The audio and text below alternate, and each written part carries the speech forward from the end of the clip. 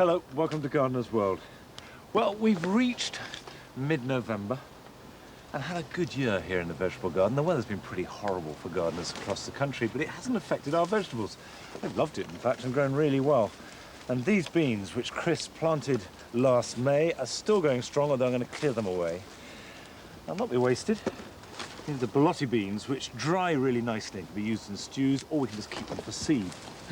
It's not just the beans that have worked well. Over the last year, we've had fantastic success with the whole of our kitchen garden. Our aim was to make the fruit and vegetable gardens not only look good, but also taste really good too. Over the next half hour, I'll be sharing some of the highlights from the past year and showing you how rewarding growing our own has been. We began back in February, after the winter work had been completed. Start off with the vegetable garden. We've tidied it up. It's looking really shipshape and ready for the growing season, and things are growing well. But over the winter, the pigeons have got my cabbages again. We had this marvellous potato hawk. That disappeared, pigeons flocked in, and they stripped it. We're going to have to net that, I think.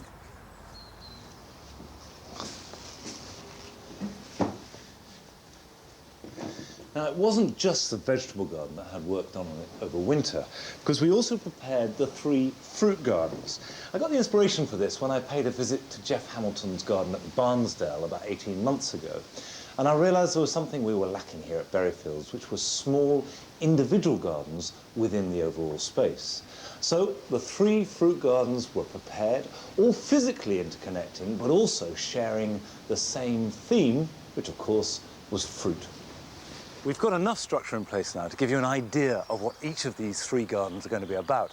This end area we call the allotment garden, and it's just for soft fruit. So lots of currants, strawberries, raspberries, more of which later, as much as we can possibly produce in this space. And of course, the fences will be covered too. We've got ourselves a lovely little greenhouse, cost about 250 quid. We paid a little bit extra for the polycarbonate, but plenty of room to grow lots of stuff indoors.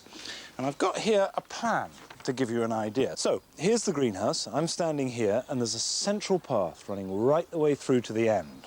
Now, if I come through this way, we've got the currants, gooseberries on our left, strawberries on our right, into the ornamental garden. Now, this may not look particularly ornamental at the moment, but believe you me, by autumn, this will be lovely. There'll be a circular lawn in the middle, lots of roses growing, chosen for their hips, and there'll be a fig against that fence there. Now, obviously, if it produces fruit, that'll be lovely. We'll eat them. But really, it's the leaves we're after for their ornamental value. And back here, where I'm standing now, we'll have a seat with an arbour, and that will be smothered with roses.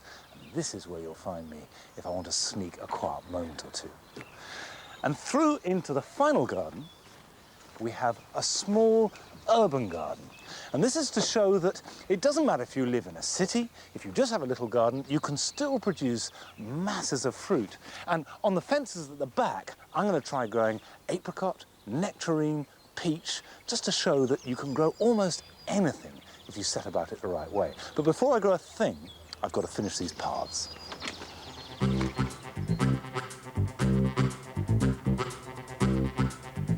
Once the paths were in, I got down to my favourite bit, the planting. Now today there are 3 things I'm going to be doing. The first is planting the fig, that will go in the corner over there.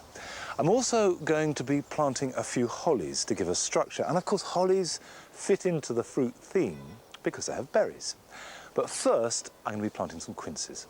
I've already planted this quince, which is Cydonia oblonga, and it's a variety called Vranja.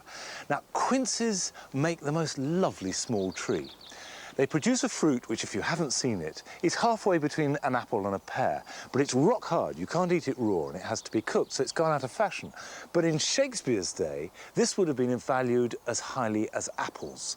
And they are marvellous. If you cook them and just add them to apple, they improve any pie or apple crumble. I'm starting to get hungry talking about food.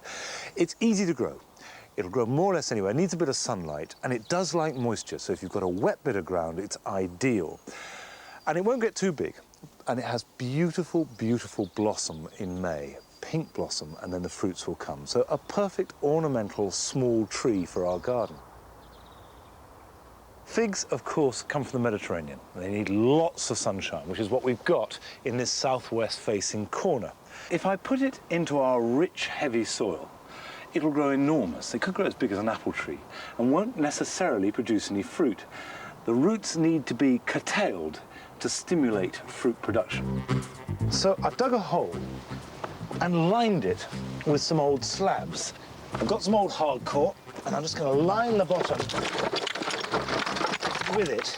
It'll improve the drainage, which is very important, and also provide a little bit more resistance for the roots.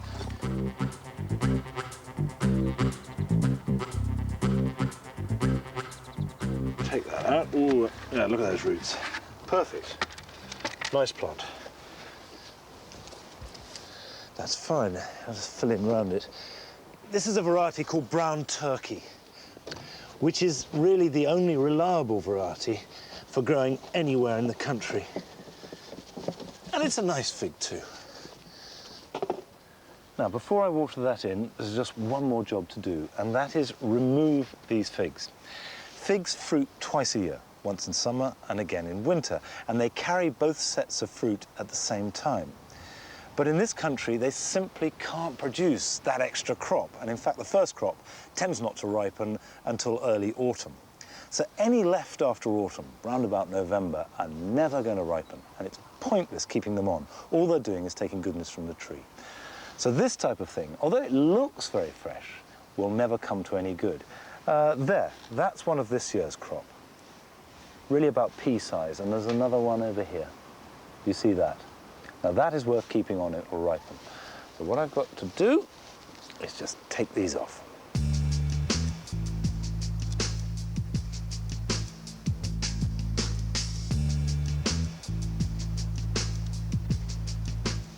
The ornamental fruit garden has really lived up to all my expectations. Above all, I wanted a pleasant place to be, but also based on fruit, and we've got that aplenty. The figures come well, the Callicarpa berries are looking astonishing in their own way, and the holly couldn't have more berries if it tried. Even the box hedging, which I only put in a few weeks ago, is sort of looking like a little hedge. But I'm getting ahead of myself a little. I've got to think back to April, when it was more or less a blank canvas. But I love April. I love the way that the garden seems to be just bursting into life.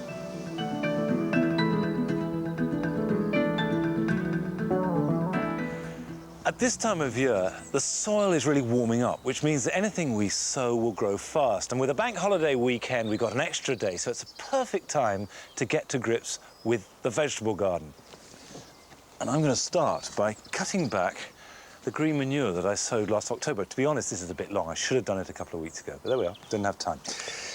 This is Hungarian grazing rye, and it's done a number of jobs. Now, this has been on all winter, so it means that no weeds could get on here. But more importantly, it's going to fertilise this piece of ground. And I'll gather the top growth and put that on a compost heap, so that's an advantage. What's left behind can be dug into the ground, which will act as a kind of manure in the soil.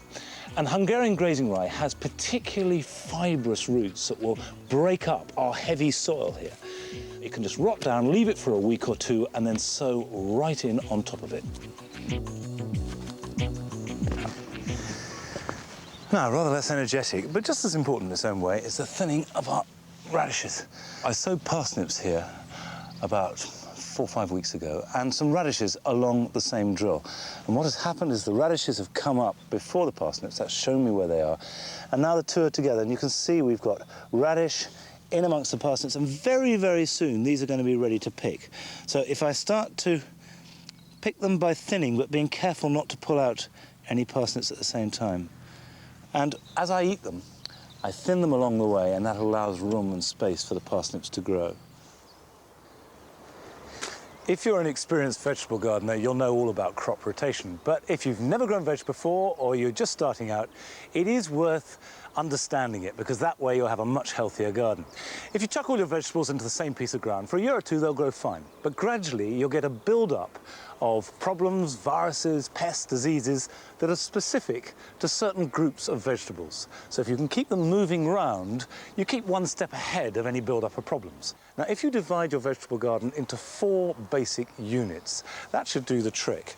And the first bit, which could be absolutely fresh ground, quite a good idea to start with potatoes. Dig it over, add plenty of manure and grow the potatoes. And when they've finished, move them into another piece of ground which also will need a good deep digging and lots of manure. And where the potatoes were, you can grow legumes. Legumes like ground that was dug the previous winter, ideally. Now, the great thing about legumes, which of course includes beans of all kinds and peas, is that they take nitrogen from the air and fix it into the soil via little nodules on their roots and leave it in the soil. So when they finish, we move those to where the potatoes were. Potatoes go over there, dug again, more manure, and in the place of the legumes, we put brassicas. Now, brassicas include all cabbages, cauliflowers, radish. Brassicas don't need any fresh manure, but they do like that nitrogen that the legumes have left behind for them to use. And when they finish, we move them on to keep on following the legumes round. The legumes go over here, making the goodness of the manure. Potatoes come. This piece now gets its dig, lots of manure. This piece of ground, which has had potatoes, legumes, brassicas, no extra manure in all that time, and that's the conditions that carrots and parsnips like. Because if there's too much goodness in the soil, all you get is lots of leaf, and the roots aren't any bigger.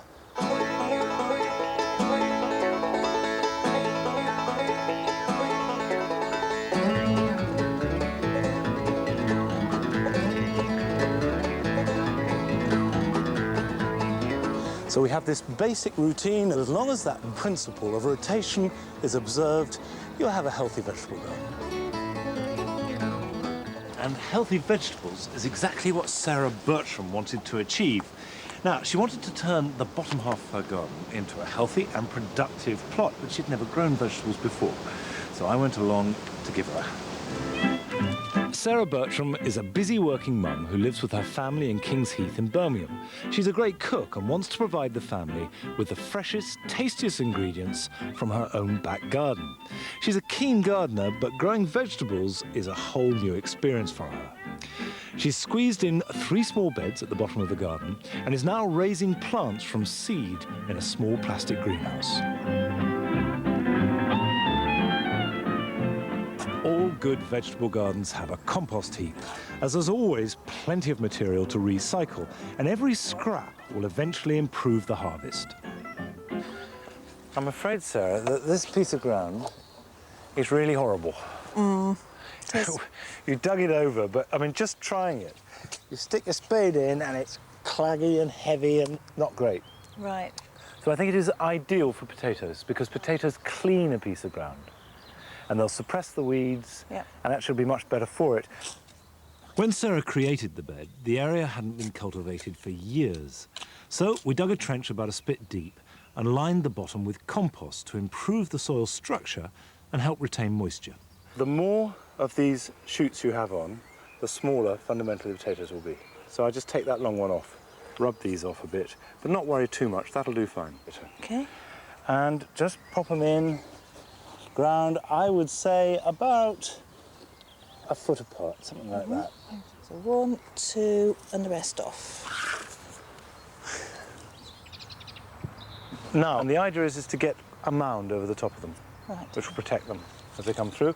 And you just pull it back over, like that. The more earth there is between the top and the potato, the less likely the potato is to get infected with blight. We planted the potatoes in rows about 2 foot apart, leaving enough room to earth them up. Soon, foliage will grow and smother the ground and stop the weeds growing, and the added compost will improve the soil. And come next year, this bed will be good enough to grow a more diverse range of crops.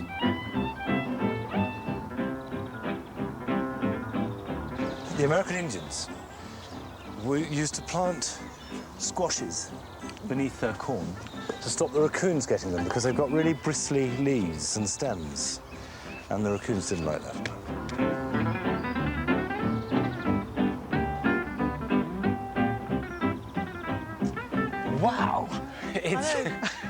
It's funny, you know, I've seen this too long. You know, I'm too old. I've seen it an awful lot, yet it never fails to surprise me how incredible the growth is. I'm amazed how tall they've grown. It's transformed the whole sort of shape of the garden, hasn't it? It has. It's completely different. It's like the missing link in my life and the Really? garden, really. I dreamt about this for 10 years. I said, one day I will have a proper veg plot, not just the little bits that I was playing with before. The carrots are bursting out of the fleece, aren't they? They are.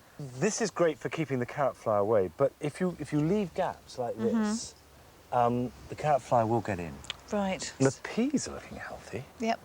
We've had loads and loads. And I even like broad beans. The runner beans are looking Amazing. great. I didn't realise they'd actually produced beans until I had a good peer inside. Are you feeding? I mean, are you doing anything special? No, this is just what's in the ground. So that it We means... put the compost in originally. Yeah, increasingly, I think that there's no substitute for garden compost with vegetables. In June, the potatoes were just starting to poke through the ground, and now at the end of July, they've put on masses of growth. If you're going to grow vegetables, it's worth growing something you can't easily get in the shops. These are pink fir apples, and we're digging one up to see how they're faring underground. Let's have a look. Looks hopeful there. See, they're quite small still, aren't they? Yeah. Salad potatoes. But they're there. Gosh. That doesn't surprise me at all. This is pretty much what I'd expect. It's early days. They could do with another month or two. So September. Yeah. Sometime. I mean, the other really interesting thing is, you say you've been watering these Yes. a lot. With the hose right down to the bottom, like you said. Look how dry it is. I know, that's incredible. It's a tough lesson, but what Sarah thought was enough water clearly wasn't adequate. When you think about it, it's a really good little lesson. As you've got all this top growth, all that foliage, making real demands on the roots, and you want to swell the tubers. Right. So they need a lot of water, particularly on your soil, which is very sandy and light. But it's harvest time, and if anything is going to tempt the family outdoors, it's all the rich pickings to be had in the garden.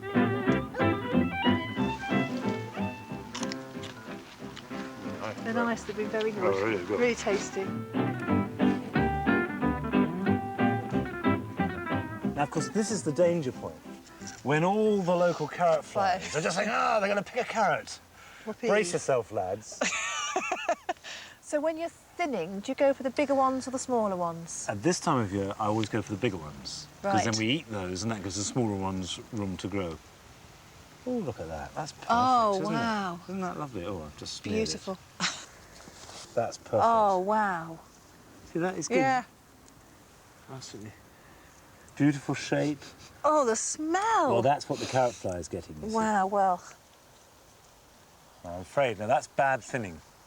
I should have held that in when I pulled pulled it. that up. And we've lost that one, effectively. Never mind. To enjoy your homegrown veg at their best, you want to eat them absolutely fresh out of the ground. And Sarah is making us a warm vegetable salad. These are amazing colour, aren't they? Aren't they gorgeous? Isn't that amazing? Sarah is a very keen cook, and she's steaming the vegetables to retain as much flavour as possible. And all these lovely veg came from what was just a few months ago a really horrible piece of soil. And if ever there was a reason to grow your own, all you need to do is taste them. And of course, as soon as we decided to have a picnic, it poured with rain. Carrot's wonderful.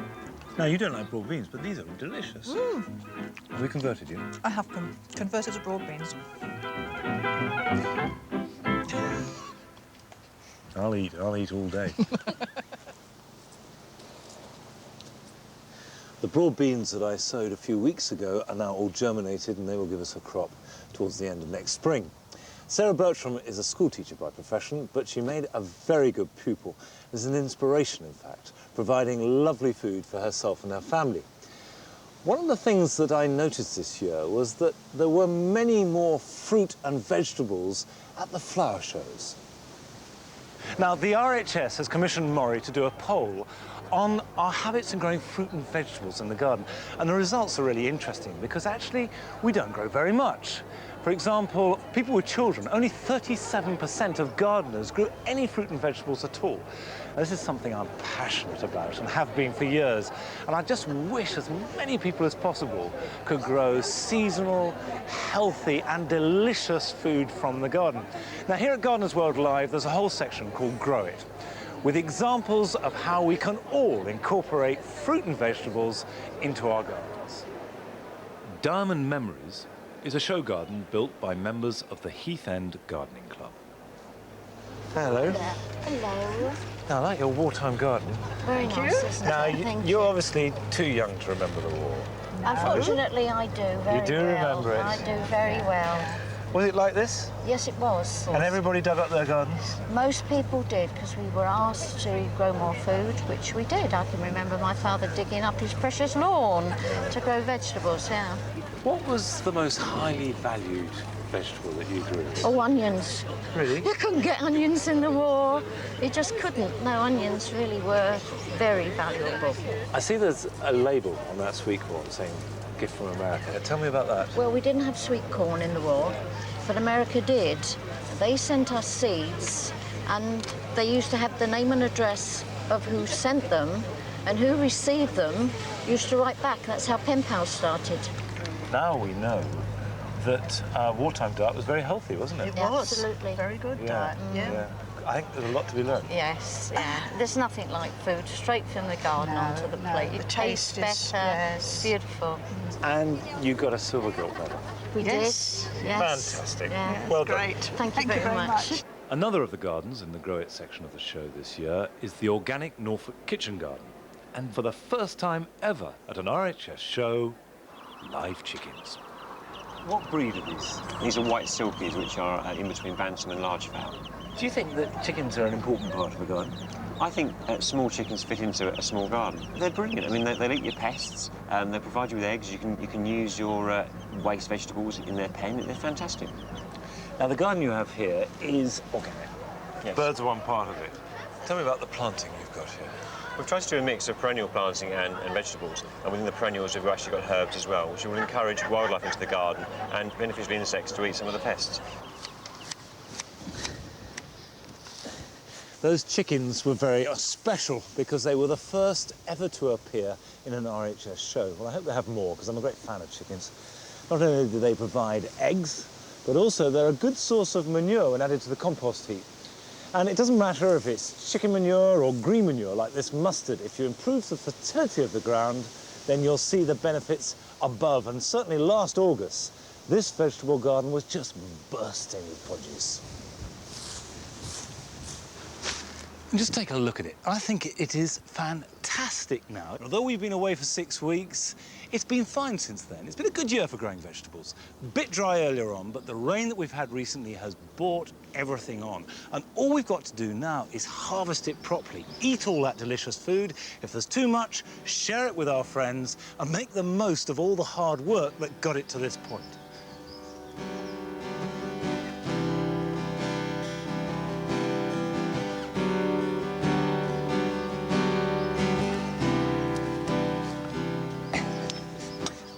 It doesn't matter how carefully you look for the potatoes.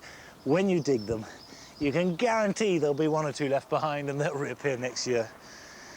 And I'll tell you what, this soil, even though it's been so wet, is actually very dry. The potatoes have sucked all the moisture out of them. And that's reflected in the size. These are kestrel, which is second earliest, but you can see some of them are really very big. And that's partly because they're in the ground longer than they might normally be. But they'll be tasty, they'll be perfectly good. And I'm not going to dig them all up. Leave them in the ground, they'll store fine. Keep an eye on them for blight. But as long as they're covered up, they won't come to any harm at all. And they're a nice crop.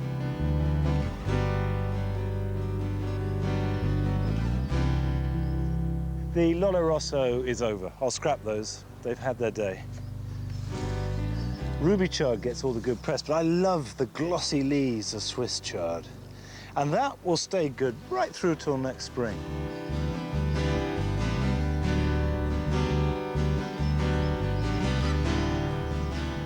Last year, I had all sorts of problems with my cabbages. If it wasn't the pigeons, it was the cabbage white butterflies.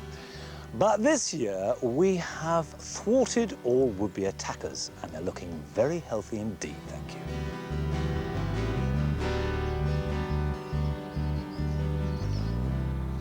These onions and shallots are now ready for harvesting, and if I leave these here, they'll simply rot. They don't want to be wet. So I'm going to lift all these today, and they're a really good crop. I'm very pleased with these, all grown from sets. And when you're lifting any of the onion family, don't just pull them out the ground, because that breaks off the roots and they won't store as well. Tease them out the ground with a fork and then pull them gently. And I'm going to put these in a wire basket. This is an old hanging basket, and it means I can store them and hang them up, in the short term at least, and keep them dry, because the drier they are, the better they will store.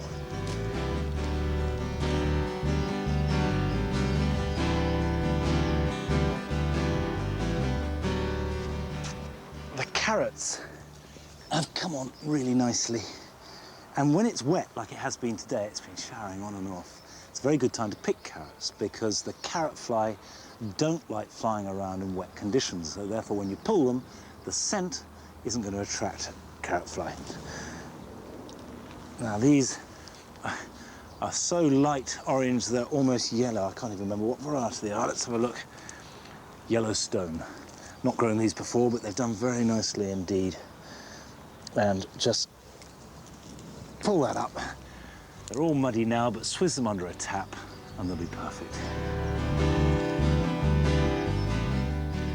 At this time of year, nothing grows faster than courgettes and squashes. And you take your eyes off them for a few days and they become whopping great marrows. Now, I don't like eating watery marrows, so when they're big, I cut them off and donate them to the compost heap. But the small ones are delicious, flowers and all, and if you keep cutting them when they're small, they will produce new fruits right into autumn. Now, the beans, they're growing well, but the key to keep them going and keep them producing is pick them when they're young. Just keep picking those beans almost every day, and they'll be much more delicious to eat, as well as healthier. Now, these artichokes were grown from seed this year, and this one is growing okay, but we don't want to let the chokes develop, because although they look good and they'll taste wonderful, they're actually taking precious energy from the plant. And you can see these end two are really very spindly, but they will be fine. If I take that choke off and that one there, just cut that off, and we can let the plant develop a good root system, good foliage, and then next year we'll have a really big harvest. Now, I'm going to put this mustard I've cut onto the compost heap, and I'll dig in the roots, and it will all add to the fertility of the soil here at Berryfields. In fact, we're very proud of our compost. We've got a good system going, and we make good stuff. But one of the jobs we've got to do over winter is move it all to a fresh site.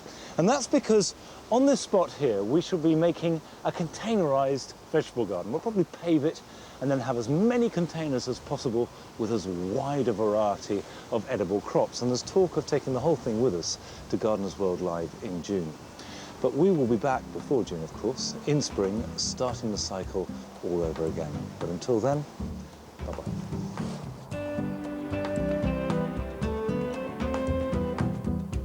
Next week, I shall be revisiting the people with a passion for collecting that we've met over the last year. These are the enthusiasts who play a vital role in the survival and development of their favourite plant, the National Collection Holders. So, join me then. For more information on Gardeners World, you can log on to our website. Have a great weekend.